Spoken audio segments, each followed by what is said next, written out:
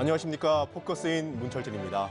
지방선거가 다가오면서 각 후보들은 자신을 알리는데 힘을 쏟고 있지만 유권자들은 지역 문제보다는 전국적인 이슈에 더 관심을 보입니다. 또 여야 정당들이 중앙당을 중심으로 정책 선거를 하기보다는 상대방에 대한 비난에 열중을 하고 있는데요. 어느 때보다 지역을 중심으로 한 정책 선거에 관심이 필요해 보입니다. 그래서 포커스인에선 오늘부터 2주에 걸쳐 우리 사회의 정책 제안에 귀를 기울이려 합니다. 오늘은 여성과 청년들이 바라는 6.13 지방선거의 정책 제안에 대한 이야기 나누어 보겠습니다.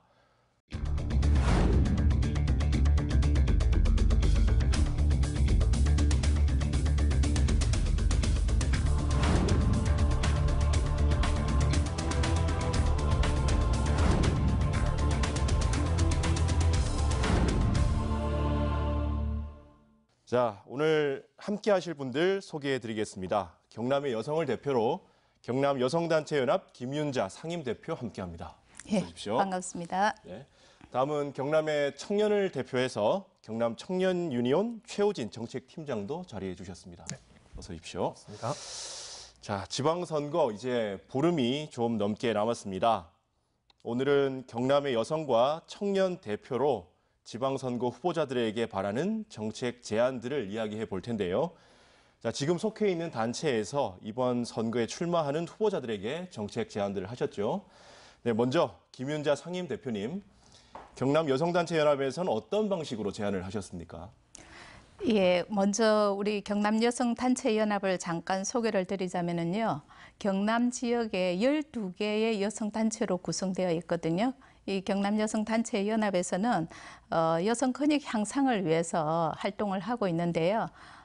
주로 매년 그 경남도의 성평등 정책을 분석하고 평가를 해서 정책을 개발을 하고 의제를 발굴하고 대안 제시를 하는 그런 성주류화 정책 실현을 위한 활동을 하고 있습니다. 네. 선거 때가 되면은 후보들에게 그 여성 정책을 제안하는 선거 대응 활동을 해왔거든요. 그래서 이번 6.13 지방선거에서도 우리 경남 성평등 의제를 네. 좀 후보들에게 이렇게 제시를 하고 그래서 공약 채택이나 아니면 당선 후에 정책 실현으로 이어질 수 있도록 그래서 이런 활동들을 하고 있습니다. 네. 경남 도지사 후보에게 질의서를 발송하셨습니까?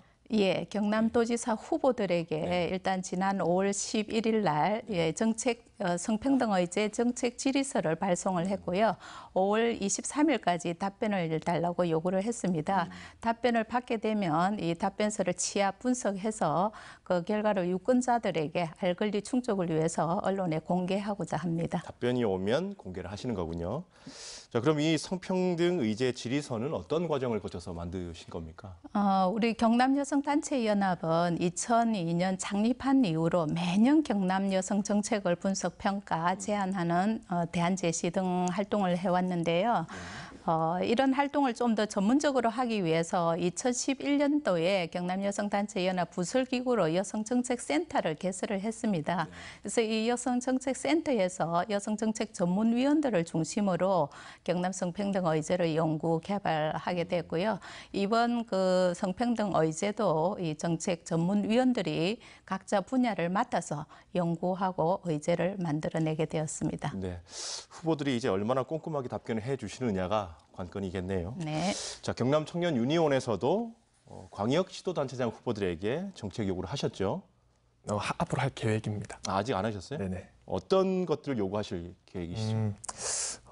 먼저 이제 저희는 전국에 이제 1,900명 정도의 조합원들과 함께 청년들의 노동 권익을 위해서 활동을 하는 청년 노동조합이고요. 사실 지금 청년들이 사회 진입을 위해서는 뭐 결혼, 육아, 출산 뭐 등등등의 어쨌든 무한대의 것들을 포기해야 한다는 M4 세대라는 말이 이전부터 나와서 지금까지 이렇게 얘기가 나오고 있고, 그 다음에 IMF 이후에 거의 역대급 실업률을 기록을 하고 있습니다. 근데 이런 청년들을 위한 청년 정책이 그간 없었던 것은 아닌데요. 중앙과 지방 정부에서 청년들을 위한 일자리 정책을 5년 이상 펴왔지만 청년들의 삶은 실질적으로 나아진 게 아무것도 없다라고 얘기를 할 수 있습니다. 청년들을 위한 정책이 단순히 일자리 위주로 정책이 짜여졌기 때문인데요. 이 청년들이 물론 일자리에 대한 정보가 부족하고 일자리와 미스매치가 이루어지면서 청년들이 어려움을 겪는 것도 사실이지만 그런 부분 말고 청년들의 노동이 청년들을 중심으로 이 정책이 마련이 돼서 마련이 사실 돼야 될 필요성을 느끼고 있고요. 그래서 이런 청년 정책의 새로운 패러다임이 제시되어야 한다라는 취지에서 이번 정책 질의를 할 계획을 두고 기자회견을 했었습니다. 이 정책 제안은 그러면 어떤 과정으로 지금 만들고 있는 건가요? 네, 이 각 정당의 사무실을 통해서 이 후보들에게 후보 캠프로부터 이 정책 질의서를 보내서 질의 내용을 받을 생각이고요. 부분 수용 불가로 해서 5월 말 정도에 이 후보 캠프에서 이 정책들을 얼마나 받아들이고 있는지를 공개를 할 예정입니다. 질문은 누가 만든 겁니까? 저희 제가 4월 말부터 5월 초 정도까지 해서 이제 청년들을 대상으로 해서 청년 정책 선호도 조사를 했었습니다. 네, 그래서 이 선호도 조사 결과와 경남 같은 경우에는 조합원들 모임을 통해서 내일터를 진단하는 시간을 가졌어요. 그래서 거기 나왔던 의견들을 모아서 정책을 만들었습니다. 청년들이 직접 참여를 해서 만들어낸 정책들이겠군요.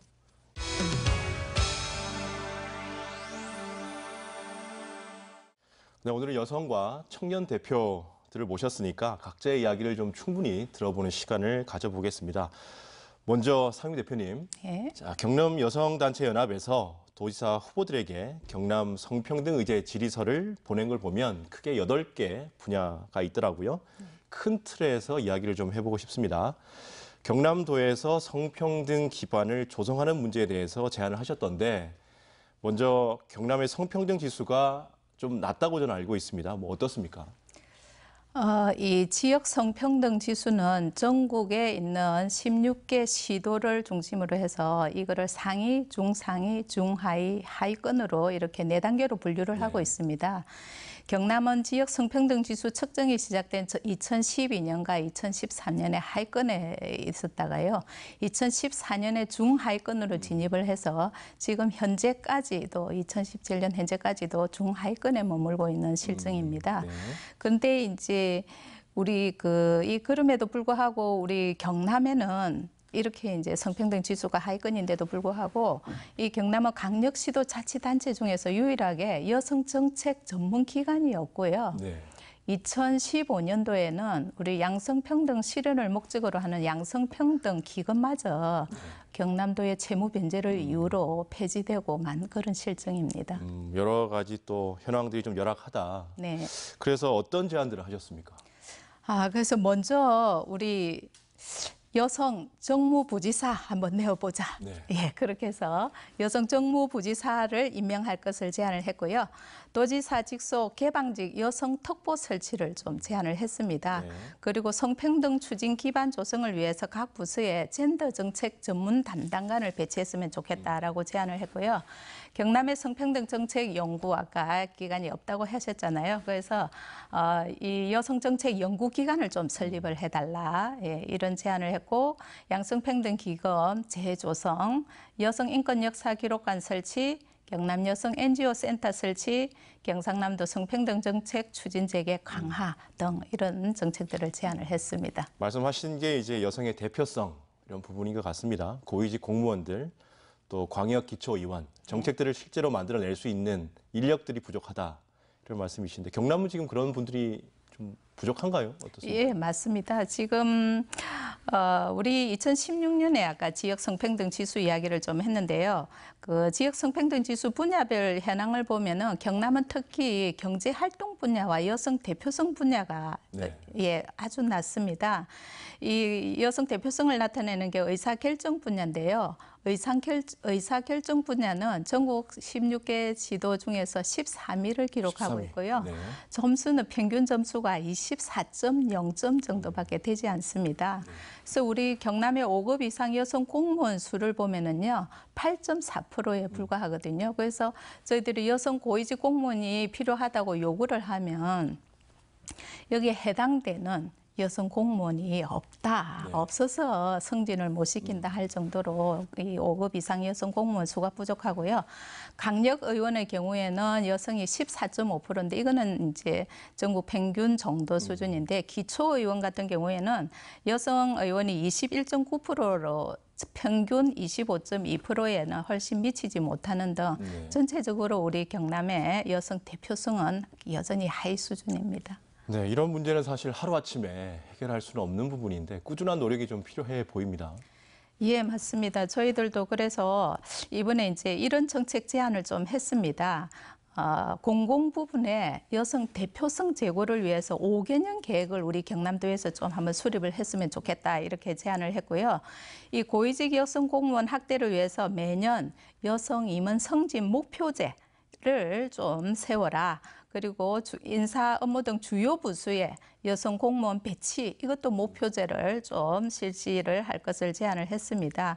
그리고 무엇보다도 여성 정치 참여 확대를 위해서 여성 정치인 발굴과 양성을 위한 여성 정치 학교를 설립해서 운영할 것을 제안했습니다. 네. 자, 이번에는 인권과 복지 분야도 한번 얘기를 해보겠습니다. 이거는 여성으로서 경남이 얼마나 살기 좋은 곳인가 이런 문제인 것 같은데요.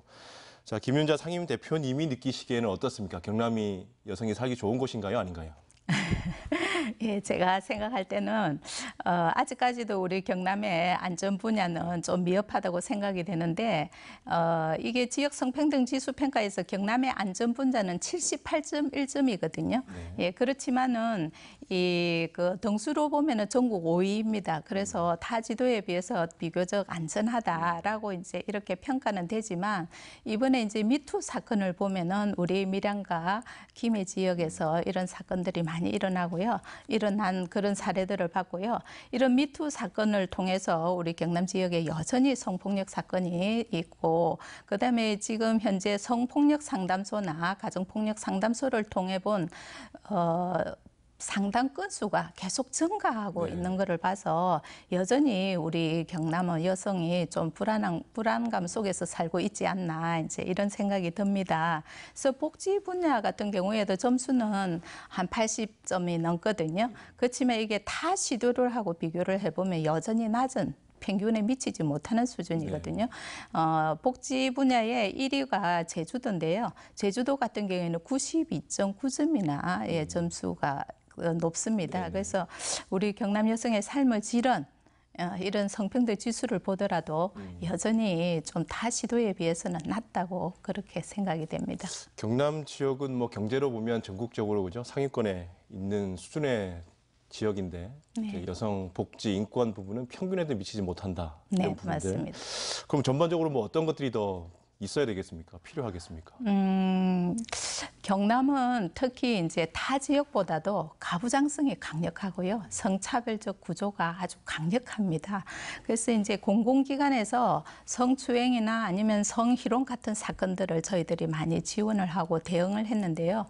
이런 사건들을 대응하고 지원을 하면서 무엇보다도 우리 경남 지역에는 공공기관이나 아니면 여러 직장에서 성평등 의식 변화를 위한 교육이 절실히 필요하다는 거로 예, 그런 느낌을 받았습니다. 그래서 먼저 이제 전체 공무원 공공기관의 전체 공무원과 공공기관의 직원들을 대상으로 해서 성폭력, 성희롱 예방 교육을 포함한 성평등 교육을 의무화할 것을 제안을 했고요.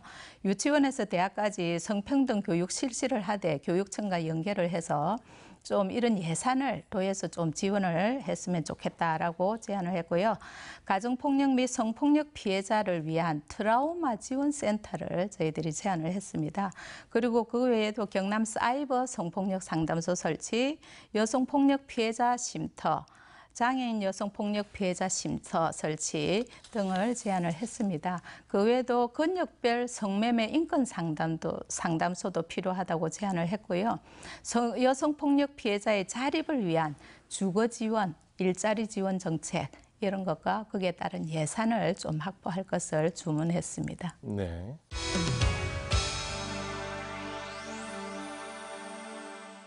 네, 이번에는 청년들 이야기를 좀 들어보겠습니다. 최우진 정책팀장님. 자, 경남 청년 유니온에서 제안한 정책을 보니까 크게 세 가지 틀, 19개 정책들이던데요. 좋은 일자리, 그리고 평등한 일터, 뭐 이런 부분들인 것 같습니다. 자, 청년들이 뭐 당연하게 좋은 일자리, 평등한 일터 꿈꿀 텐데 실제로 이런 것들을 고민하는 청년들이 많이 있습니까? 어떻습니까? 좀 이런 말이 많이 있습니다. 요즘 청년들이 눈이 높아서 그리고 또 대기업만 바라봐서 취업을 못하는 것 아니냐라는 얘기들이 굉장히 많이 있는데요. 실제 청년들을 만나서 얘기를 해보면 그렇지 않습니다. 청년들 보면은 청년들이 바라는 건 고소득이거나 혹은 이름 있는 대기업이 아니고 안정적인 일자리를 보통 많이 바라고 있거든요. 청년들도 요즘 뭐 중소기업을 기피한다라고 하지만 튼튼한 중소기업이 대기업만큼이나 들어가기 어렵다라는 걸 잘 인지하고 거기라도 들어가고 싶어하는 청년들이 굉장히 많이 있습니다.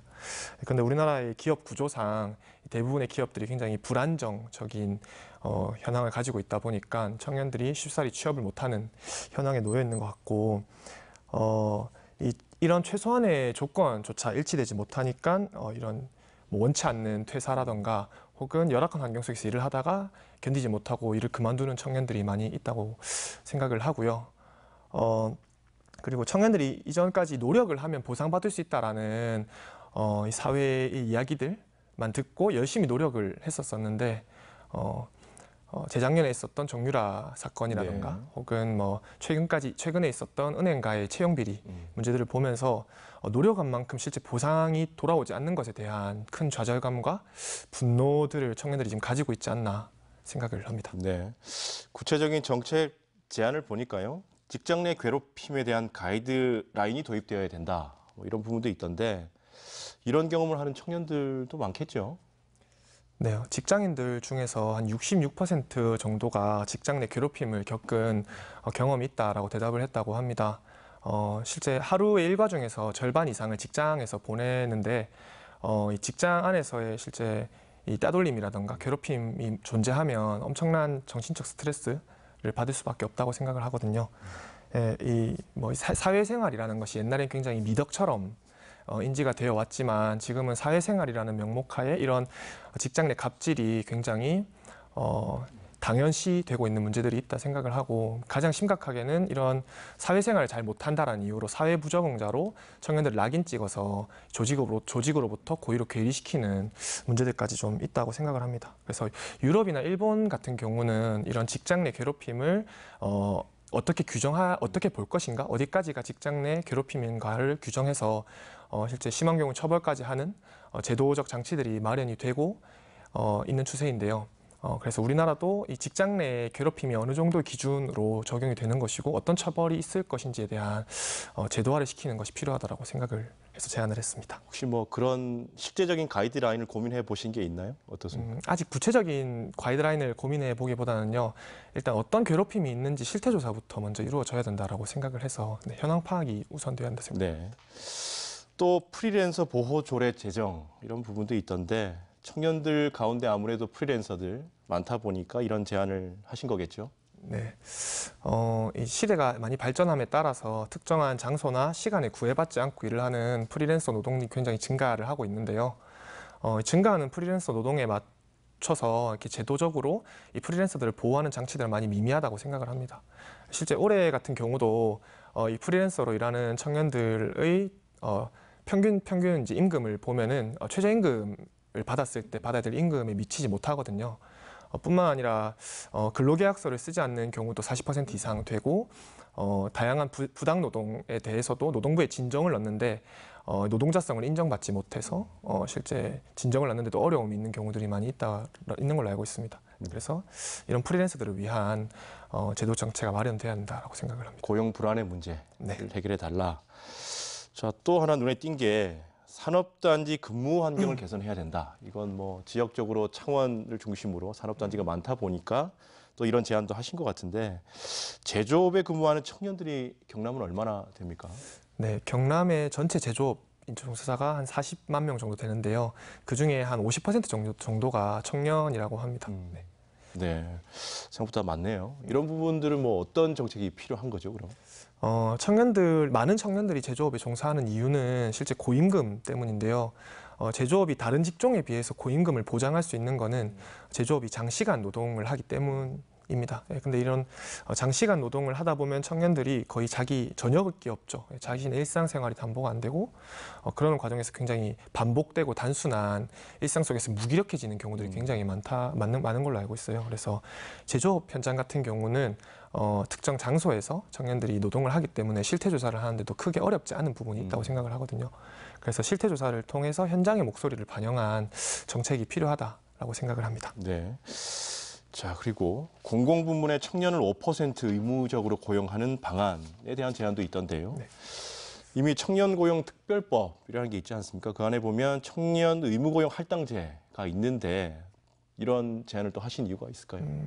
청년 의무 고용 할당제에 따라서 이제 3%의 청년 의무 고용을 하게끔 되어 있는데 이게 사실 잘 지켜지지 않고 있는 것이 현실입니다. 그래서 청년의 실업률은 갈수록 심각해지고 이런 공공부문 채용이 실제 청년 실업을 해소하는 데 실질적인 영향력을 행사하기 위해서는 5%로 의무 고용을 늘리고 그다음 이것이 잘 진행되고 있는지 공공기관 운영 평가에서 평가에 반영을 하는 것을 좀 제안하기 위해서 정책으로 만들었습니다. 네, 사회 혁신 펠로우십 도입해야 된다 이런 제안도 있던데 말이 좀 어렵습니다. 설명을 좀 해주시고요. 이게 왜 필요한지도 같이 부탁드립니다.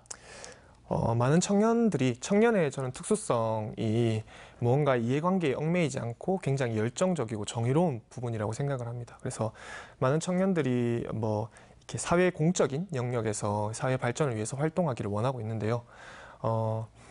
그럼에도 이게 많은 경제적, 재정적인 어려움과 현실적인 어려움들 때문에 실제 그런 영역에서 일을 하지 못하는 경우들이 많은 걸로 알고 있습니다. 그래서 이런 공적 영역에서의 활동이 노동으로 인식이 되기까지는 아직 많은 사회적 합의가 필요하다고 생각을 하는데요. 시범적 단계적으로라도 이런 공적 영역에서 활동을 하는 청년들을 위한 지원 정책을 만들어야 된다라고 생각을 해서 제안을 했습니다. 다시 여성 이야기로 돌아가 보겠습니다. 앞서 여성의 인권과 복지에 대해서 이야기를 했는데요. 우리 청년들과도 이야기를 나누었던 노동 분야 이야기를 해보겠습니다. 경남은 여성의 경제활동 참가율 얼마나 됩니까? 2018년 3월 현재 경남의 여성 경제 활동률은 50.5%입니다.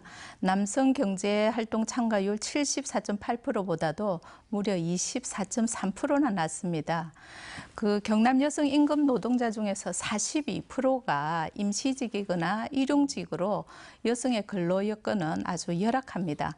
여성 임금은 남성 임금의 55.2%에 그치고 있습니다. 이처럼 아주 여성들이 경남에는 일할 자리가 많지 않은데요. 더구나 여성의 연령이 높아질수록 성별 간 임금 격차는 더 커지는 경향을 보이고 있습니다. 특히 여성의 일자리는 경남 여성의 일자리는 아까 그 노동정책에서도 이야기했지만 주로 제조업이 많다 보니까 여성의 일자리는 판매직이나 서비스직에 이런 일자리가 좀 많고요. 그래서 임시직이나 비정규직에 종사하는 여성들이 많이 있습니다. 그리고 특히 이제 경남에는 아까 청년 이야기됐는데 청년 여성의 일자리가 너무나 부족한 형편입니다. 네. 그래서 이 일자리 부족과 학업 등의 이유로 여성 청년들이 외부로 많이 유출되고 있죠. 그래서 우리 경남에는 좀 이런 여성들을 위한 일자리 개발이 무엇보다도 절실히 요구되는 실정입니다. 여성의 일자리, 남성의 일자리 이게 구분이 쉽지는 않을 것 같은데 뽑는 입장에서는 또 그렇게 구분을 하나 보죠. 어떻습니까? 일단은 저희들이 이제 직업에는 사실은 이제 남녀 구분이 없는 세상이 그렇죠. 되었음에도 불구하고 여성에게 맞는 직업, 남성에게 맞는 직업이 있다고 이렇게 이제 고정관념을 가지고 있습니다. 그래서 이제 우리 경남 지역의 주로 대기업들은 남성들에게 적합한 직업이라고 여기기 때문에 여성 연구직도 부족하고요. 여성 제조업에 참여하는 여성의 일자리가 많이 부족하고 실제로 많이 뽑지도 않고 그렇습니다. 네. 그렇다면 이 노동 분야에서는 어떤 정책들이 좀 뒷받침이 돼야 되겠습니까? 여성들은 또 이제 임신, 출산, 육아 때문에 경력 단절 현상을 많이 겪고 있잖아요. 그래서 우리 여성들은 이 여성의 생애 주기별 맞는 생애 주기별에 맞춤 일자리 정책이 좀 필요합니다. 그래서 이 생애 주기별에 맞춘 일자리 개발과 지원을 위해서 경남 여성 일자리 종합 지원 센터를 설치할 것을 좀 제안을 했습니다. 그리고 이제 지금 이게 차츰차츰 이루어지고 있기는 하지만 이 공공기관 내 비정규직 여성의 정규직화 네. 이거가 좀 빠른 시일 내에 좀 정규직화로 전환되기를 바라고요. 여성 노동자 및 1인 가구 여성이 증가하고 있는 실정이잖아요. 그래서 이런 여성들을 위해서 여성들이 안심하고 좀 일할 수 있게 원룸형 기숙사라든지 아니면 쉐어하우스 이런 것을 좀 건립할 것을 제안을 하고 건립 시에는 그 기업에 지원을 좀 할 것을 제안을 했습니다.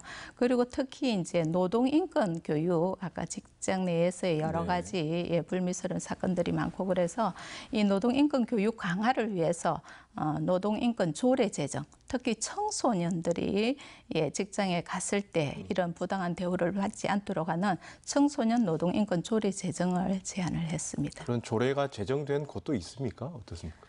지금 청소년 조례 인권 제정을 이제 제안을 했는데 발의를 했는데 그것이 통과가 되지 못한 실정입니다. 현재는. 그렇군요.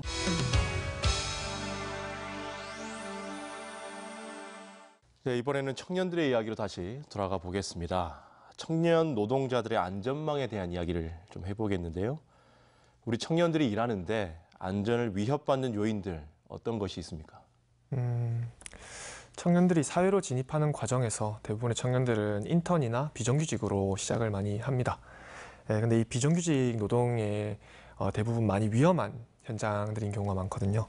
그래서 뭐 지난 구의역 사고라던가 이마트 이제 무빙워크 수리 노동자의 사고라던가 대부분의 이제 큰 사고가 큰 사고가 나서 사람이 죽거나 다치는 사업장들 사고들을 보면 청년 비정규직 노동자들의 희생들이 있습니다.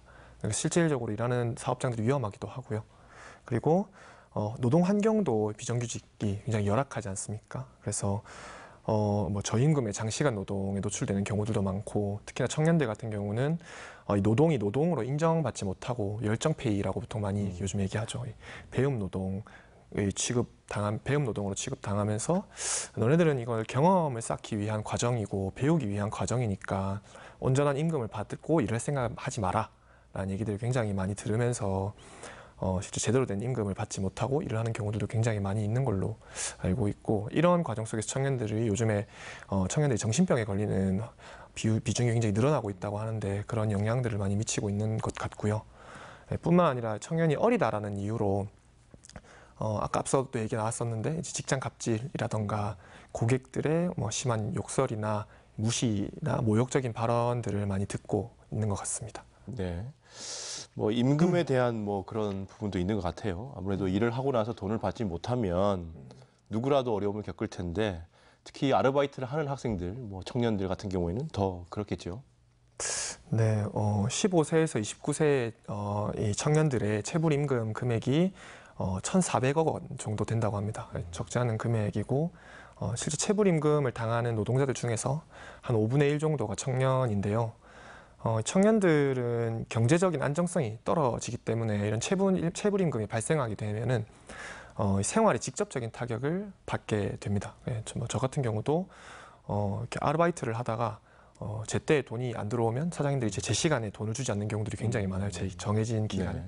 그러면은 당장 내일 아침에 먹을 밥값이 없는 거예요. 그래서 삼각김밥을 사면서도 이걸 내가 먹어야 되나 말아야 되나 고민을 했던 아침을 걸어야 되는 게 아닌가 이런 고민도 했었던 경험이 있는데 그 정도로 이 청년들은 어쨌든 임금 체불에 대한 타격이 크고 때문에 이 원래 가지고 있는 돈도 없고 대출을 받기가 어렵기 때문에 지방정부에서 이 청년들을 위해서 먼저 무이자로 그 체불 금액에 대해서 대출을 해주고 체불한 사업주로부터 직접 지자체가 체불금을 받는 형태의 제도를 제안을 했습니다. 정책적으로 먼저 체불 임금에 대해서 지원해주고 뒤에 받아내는 방식으로 긴급 지원을 해야 된다. 네, 긴급 지원 그런 말씀이네요. 지금은 이런 제도가 없잖아요. 뭐 어떻게 하고 있죠, 청년들은? 체불 임금이 발생했을 때요. 그래도 부모님이나 주변에 의지할 곳이 있는 청년들은 어떻게든 그런 도움을 받아서 버티긴 하는데 뭐 제 주변에도 보면은 진짜 밥값이 없어서 친구들을 만나지 못하고 술값이 없어서 만나지 못하는 경우들이 굉장히 많이 있거든요. 그래서 그냥 참고 버티는 경우들이 굉장히 많은 것 같아요. 체불임금이 발생했을 때 이것을 이제 노동부에 신고를 해야 한다는 생각조차도 잘 못하는 경우들도 굉장히 많이 있는 것 같습니다. 뭐 근로계약서라든지 이런 것도 작성이 안 되어 있고 그렇죠. 이런 경우에는 더욱더 지원받을 곳이 없다. 자, 그리고 청년들이 또 일자리를 구하지 못해서 또 어려움을 많이 겪고 있는데 장기 미취업자에 대한 지원 제안을 하셨어요. 네. 단기적으로 2년 이내에 취업을 아직 못하고 있는 청년들에 대한 지원 정책은 나름 중앙정부나 지방정부에서 잘 마련을 하고 있는 추세고, 되어 있는데, 그에 반해서 이제 장기 미취업자에 대한 제도적인 안전장치가 전혀 없다라고 얘기할 수 있습니다. 그래서 요즘 니트라고 하는 실제 취업 자체를 포기한 채 그냥 하루하루를 보내는 청년들이 굉장히 많이 늘어나고 있거든요. 그래서 이런 장기 미취업자들이 사회 재진입을 위해서 이 재진입을 위한 안전장치들이 마련돼야 한다 생각을 하고요. 이 장기 미취업자에 대한 고민이 이전에 한 번도 고민이 된 적이 없었기 때문에 실태조사부터 시작해서 뭐 지금 성남시에서 하고 있는 청년 수당과 같은 정책도 충분히 고려해 볼 수 있는 부분이 있다고 생각을 해서 제안을 했습니다. 청년들의 자산 형성을 지원해야 된다. 이런 정책 제안도 있던데요. 이건 어떤 내용입니까? 뭐 아까 앞에서 말씀드렸는데 청년들이 경제적 안정성이 없고 실제 사회 진입하고 독립하는 과정에서 엄청나게 많은 돈이 필요한데 사실 이게 저소득층 청년들 같은 경우에 더더욱 이것을 충당할 수 있는 기본 자금 자체가 없는 거예요. 그래서 경기도에서 청년 통장을 만들어서 굉장히 많이 이슈가 된 적이 있었는데 청년 통장이 뭐냐면 청년들이 일정 기간 동안 저축을 하면 그 저축 금액에 대해서 정부와 기업이 일정량 돈을 지원을 해서 청년들에게 이제 통장을 만들어주는 정책입니다. 그래서 청년들이 결혼 자금이라든가 방 보증금 뭐 혹은 생활비에 쓸 수 있게끔 경제 자립을 위한 정책입니다. 네. 자, 이외에도 노동이 존중받는 도시를 만들기 위한 제안들도 몇 가지가 있던데요. 소개 좀 해주시죠. 네, 첫 번째는 유니온 센터 설립인데요. 다소 생소하게 들리실 수도 있을 것 같은데 이 노동자들이 실제 권익이 굉장히 개별적인 구제, 그러니까 1인이 노동부에 진정을 넣어서 그 진정 결과를 기다리는 형식의 권익 보호 방식은 저는 한계가 있다라고 생각을 하고 더 높은 차원에서 청년들의 그리고 또 노동자들의 이 권익을 향상시키기 위해서는 그 노동자들의 단결권을 보장해 줘야 된다라고 생각을 합니다. 우리나라의 노동조합 조직률이 한 10% 정도 되는데 청년을 비롯한 어쨌든 비정규직 노동자들의 노조 조직률은 2% 정도밖에 안 되거든요. 그래서 유럽 같은 경우는 이 노조 활동이 굉장히 잘 보장되어 있어서 실제 노동 생산성이 굉장히 높은 걸로 알고 있습니다. 그래서 우리나라도 이 청년 비정규직들을 포함한 노동자들의 단결권을 보장하고 그들의 노동 권익을 향상시키기 위해서 이 노동조합을 설립하는 것을 돕고 지원하고 또 기존 노조들과 연계해서 이 노동조합의 사각지대에 있는 여성과 청년 그리고 비정규직들의 어쨌든 조직을 돕는 센터를 설립하자라는 취지의 정책 제안이고요. 두 번째는 청년 노동 인권 조례인데요. 최근에 이제 노동권 보호에 대한 필요성이 많이 얘기가 나오고 있습니다. 그래서 각 지자체에서 노동행정을 제도화하는 시도들을 하고 있는 추세인데요. 네, 이 조례를 제정해서 노동법 교육도 뭐 의무화한다든가 확대를 시키고 노동 상담이나 구제 활동도 더 확대하고 그다음 직업 훈련이나 취업 준비를 지원하는 형태로 경남이 노동조례를 만들어야 되지 않겠나 생각을 해서 제안을 했고요. 세 번째는 실제 이제 17개 지금 광역단체와 기초단체 이제 130개의 노사민정 협의회가 구성되어 있습니다. 근데 이 사실상 이 노사민정 협의회가 실질적으로 이 실효성 있게 진행이 되기보다는 그냥 정부의 시책을 홍보하는 정도로만 그냥 쓰이는 거예요. 그래서 기존에 있던 노사민정을 활성화시키고 더욱 그 민간의 주도성을 확대시켜야 된다는 생각에서 노사민정 협의체의 활성화 확대를 정책으로 제안을 드렸고요. 네 번째는 노동정책 전담 부서를 만들어야 한다는 건데요. 지금 지방정부 중에서 노동정책을 전담하는 부서가 5개 정도밖에 없다고 합니다. 네. 그래서 나머지 17개, 저희 경남도 포함이 되겠죠. 네. 네. 노동정책 전담 부서를 만들어서 실질적으로 그냥 단지 고용이나 일자리 늘리기의 선이 아니고 노동의 질을 향상시킬 수 있는 정책을 낼 수 있는 담당 부서를 만들어야 한다는 제안을 드렸습니다. 마지막으로 찾아가는 노동 상담인데요. 노동 상담을 실제로 받아야 될 노동자들은 하루 일과에 한 6시까지 보통 다 일을 하기 때문에 6시나 혹은 더 그 이후까지 일을 하죠.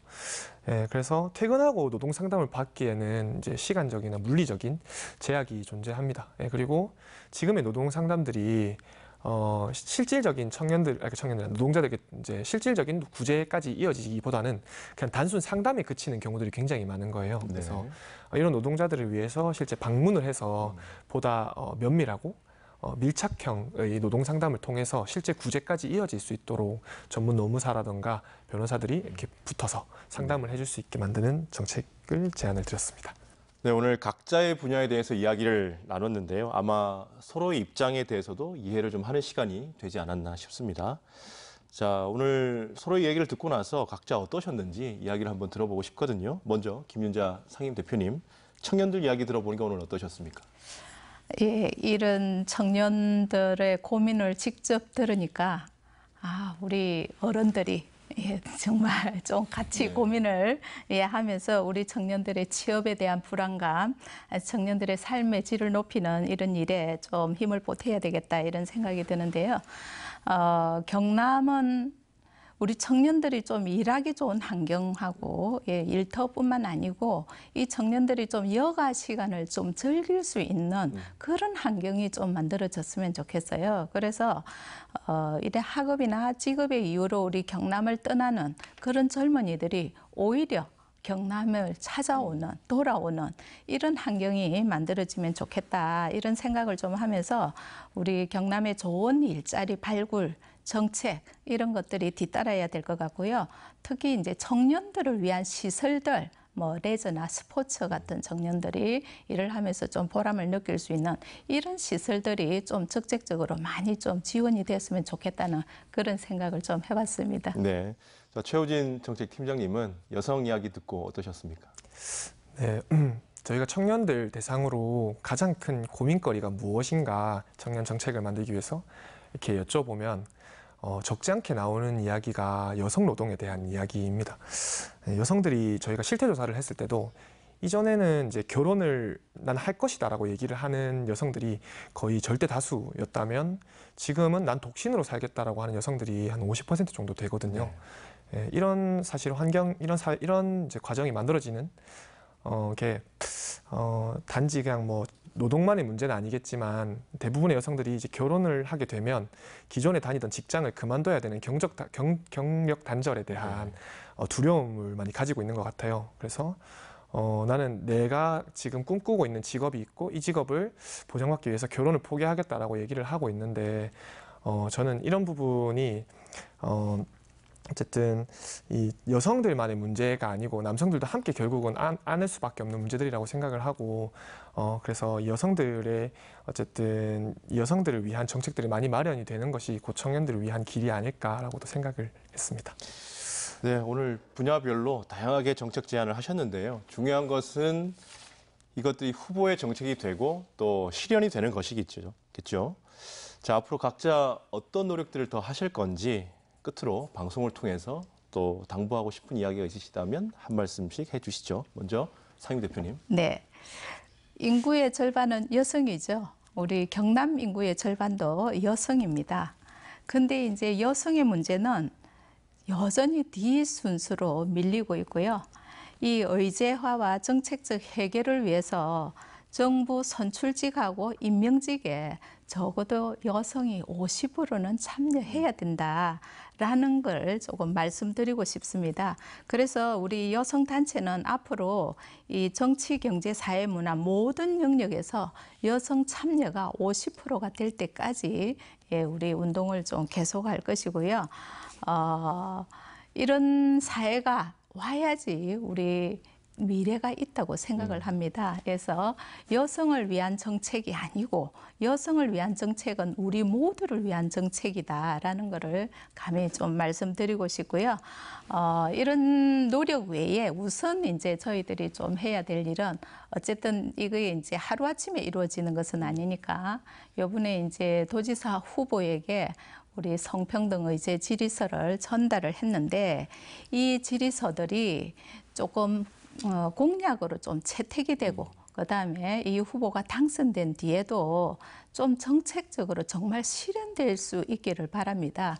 그래서 이 후보를 공약을 제시를 하고 정책 실현을 위해서 당선된 후에 저희 여성단체와 계속적인 좀 네트워킹을 통해서 저희들이 제안을 하고 대안 제시를 하는 이런 정책들이 좀 받아들여지고 어쨌든 경남 여성의 삶의 질이 좀 높여지는 그런 역할을 저희들이 우리 경남 여성단체연합이 하고자 합니다.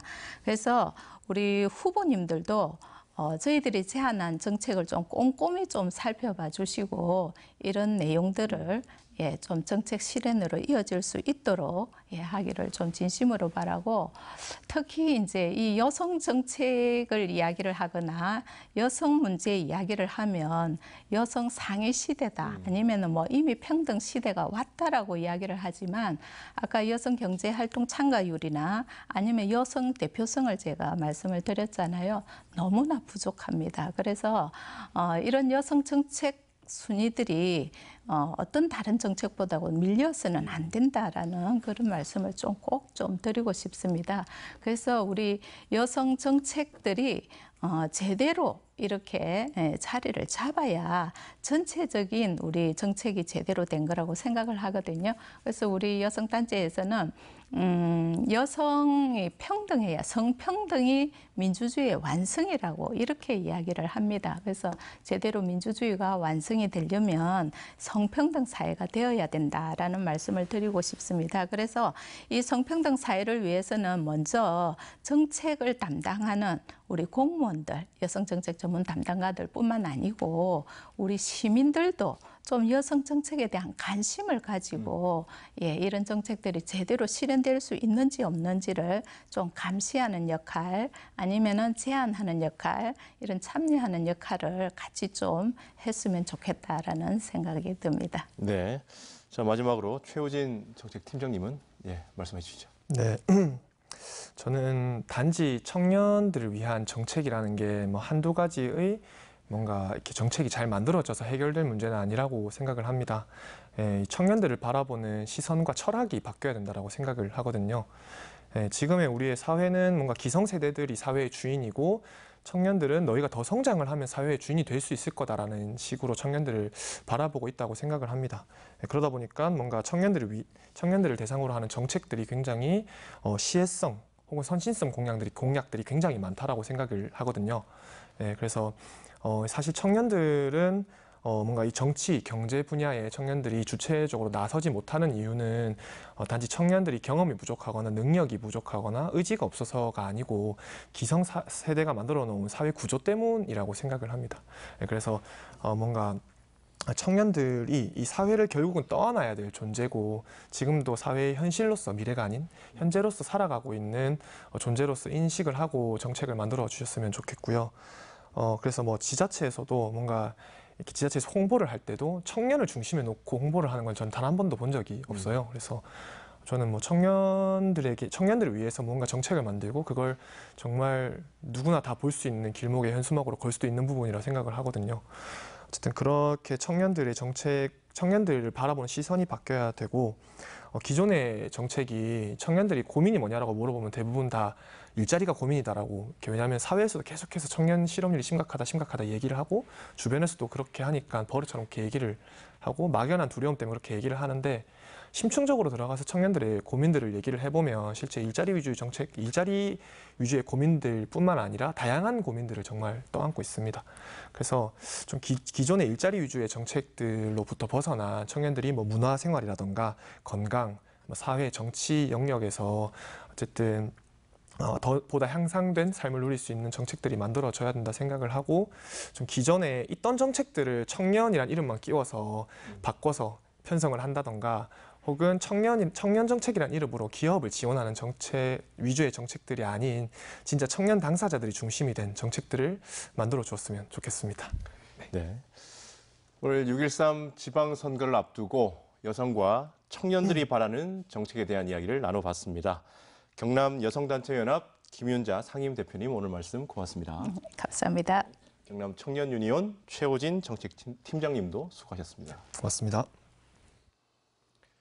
지방선거는 지역의 발전과 직결된 중요한 선거입니다. 지역 주민이 얼마나 많은 관심을 갖고 또한 후보자가 지역민을 위한 어떤 정책을 제시하느냐가 중요한 문제인데요. 다양한 정책 제안에 관심을 갖고 지역 발전을 위한 정책을 제시해 주시길 기대합니다. 다음 시간에는 이주민과 청소년들의 이야기 들어보겠습니다. 포커스인 여기서 인사드립니다. 시청해 주신 여러분 고맙습니다.